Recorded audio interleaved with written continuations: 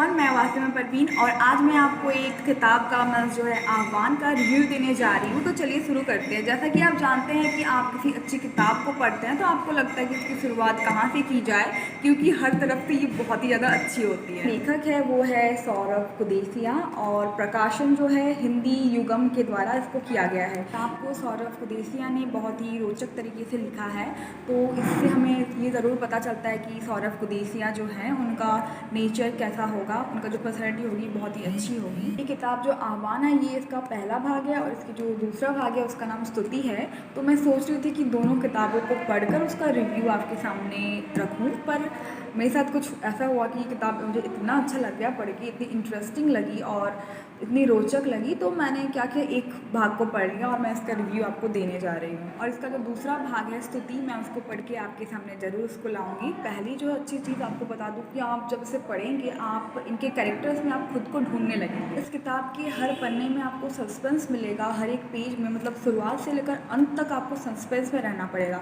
और ये तो सिर्फ इसका पहला भाग है, अब ये ख़त्म नहीं होता है। इसका जो दूसरा भाग है उसमें भी आपको बहुत ही रोचक तरीके से चीज़ें मिलेंगी, जिसको मैंने अब तक पढ़ा नहीं है, पर फर्स्ट पार्ट पढ़ के ज़रूर लग रहा है कि उसमें भी कुछ बात होगी। इस किताब में जो है थोड़ी स्टोरी मैं आपको बता देती हूँ। शुरुआत जो है रोहन की एक्सीडेंट से होती है और उसमें रोहन की कुछ वसीयत और उसके पुराने कुछ पांडुलिपियों के बारे में भी बताया गया है। दरअसल होता ये है कि रोहन का मर्डर किया गया है, उसके दोस्त को लगता है ये, तो वो इसी सिलसिले में आगे खोजने की शुरुआत करता है। इसमें रोहन के बेटे की मौत की भी जिक्र किया गया है। तो आपको पता लग रहा होगा कि ये किताब कितनी इंटरेस्टिंग होगी। इसके कहानी का एक अलग ही मज़ा है। जब आप इसको पढ़ेंगे तो आपको पता लगेगा आगे कि इस किताब में क्या क्या चीज़ें बताई गई हैं। मैंने बस थोड़ा सा चीज़ें बताया ताकि आपको इसमें थोड़ा इंटरेस्ट आए और आप ज़रूर पढ़िएगा, क्योंकि ये किताब आपको बोर नहीं करेगी ज़रूर। आप सोच रहे होंगे कि उस किताब की मैं इतनी अच्छी अच्छी बातें क्यों बता रही हूँ, क्योंकि ये किताब ही कुछ इस तरह से लिखी गई है।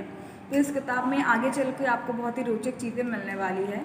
और अगर बता दूँ इसकी कवरिंग के बारे में, तो इसकी कवर जो है ये स्टार्टिंग का जो है फर्स्ट जो कवर है ये बहुत ही हार्ड है और इसको आप अच्छे से रख सकते हो, और जो पेज की क्वालिटी है वो भी बहुत अच्छी है। और पीछे जो है सौरभ कुदेसिया के बारे में, उनके बारे में बताया गया है, उन्होंने क्या क्या किया था, और आह्वान का थोड़ा सा जो है बेस इसमें दिया हुआ है।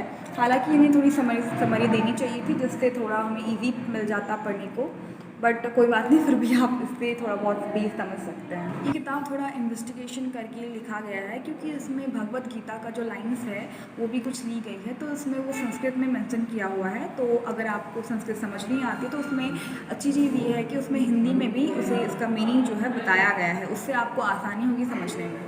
हमने कहानी के बारे में तो जान लिया और इसके अब पेजेस के बारे में जानते हैं। तो ये जो है करीब 300 पेजेस के हैं, और हाँ, ये कहानी अभी ख़त्म नहीं होती है, इसकी आगे भी स्टोरी बढ़ेगी। ये आपको खंड 1 मिल जाएगा, भाग 1 है, और इसकी जो दूसरी भाग है उसको हम ज़रूर पढ़ेंगे, वो है स्तुति। उसका रिव्यू भी हम आपके सामने ज़रूर लाएंगे।